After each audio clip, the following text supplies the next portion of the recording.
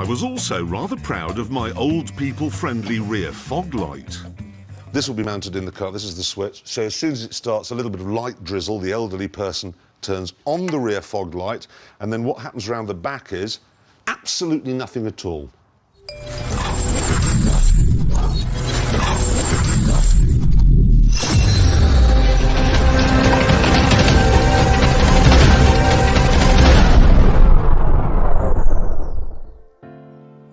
Mopar Movement Media fam, welcome back.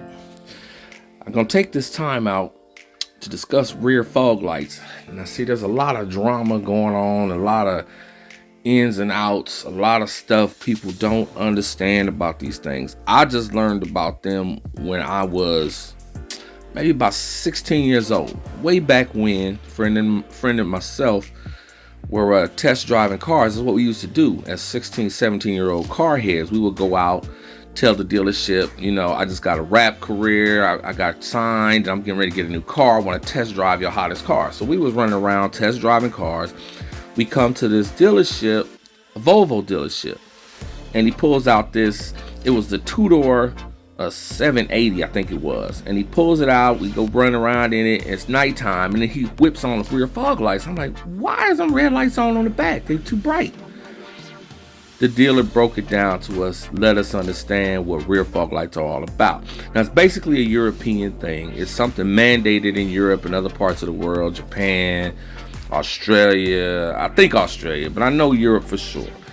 Now, what it is that these bright lights on the back of your car can be turned on and should only be turned on when it's foggy outside or when it's raining real bad, snowing, something like that. All they do is add visibility to the back of your car at night or in bad conditions. So it's not something that's supposed to be on all the time because it's kind of bright. It looks like brake lights to some people. And like in England, it's on the right side of your car because it's the part that's in traffic if you drive on the left side of the road. So everywhere else, they light them up on the left side. Now, some places, some people light up both. There's always a space for it in a European car. Every once in a while, it's in the center, but those are usually aftermarket. And Mini Coopers, I think, have them in the center. But usually it's an aftermarket thing. Now, Audi went from just being on the left to having both right around the time of the C6 A6, I do believe. But anyway, now most cars now have them double on the back like this here.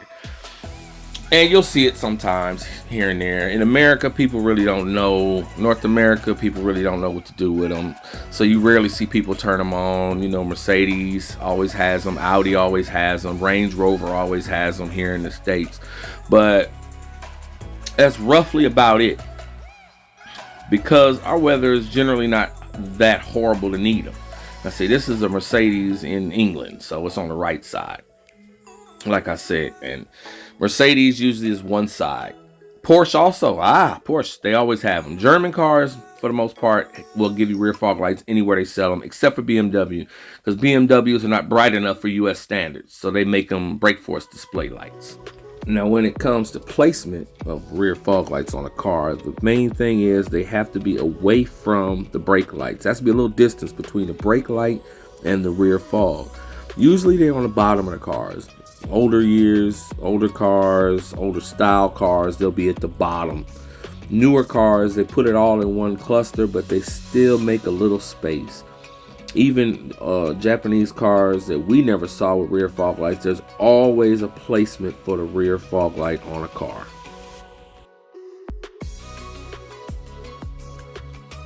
Now here we get a real good example of how they help visibility. If somebody's flying, running around in the rain and fog, and they run up on you, they'll see you a lot sooner than the person over there with no rear fog lights or the person that don't have their lights on at all in the rain. It's really, really a cool feature. I wish more cars in North America had it, but for some reason, North America does not care about lighting at all. We had the seal beam headlights the longest. We don't have turn signals on the back of our cars generally. We only have brake lights that flash on and off. But when it comes to America, we did have one.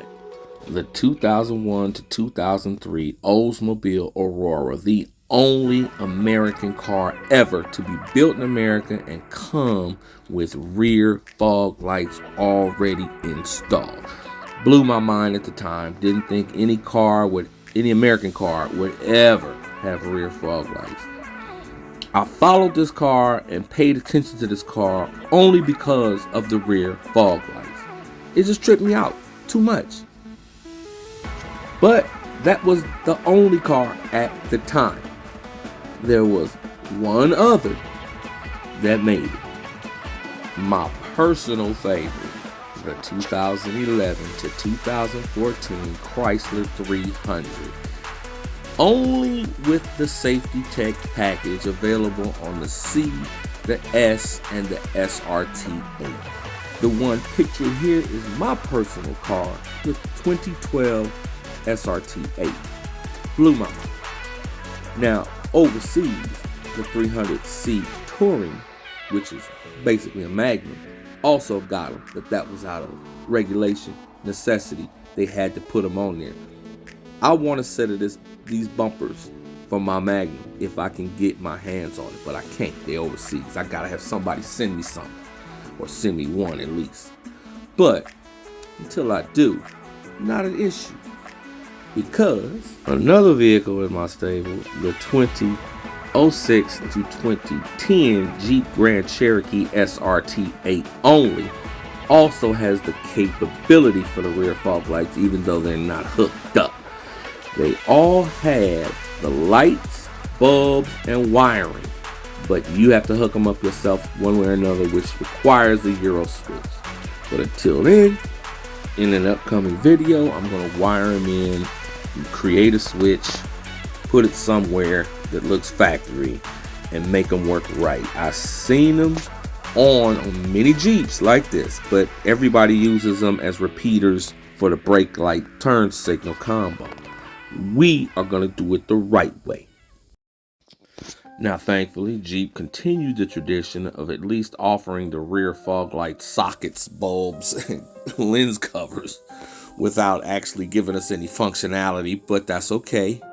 We DIYers can get it done. Now, I hope I've cleared up some of the mystery and misunderstanding concerning rear fog lights. And if not, well, just read up, do some research, figure it out, same way I did. Until you do, just remember to keep a Hemi under your right foot at all times.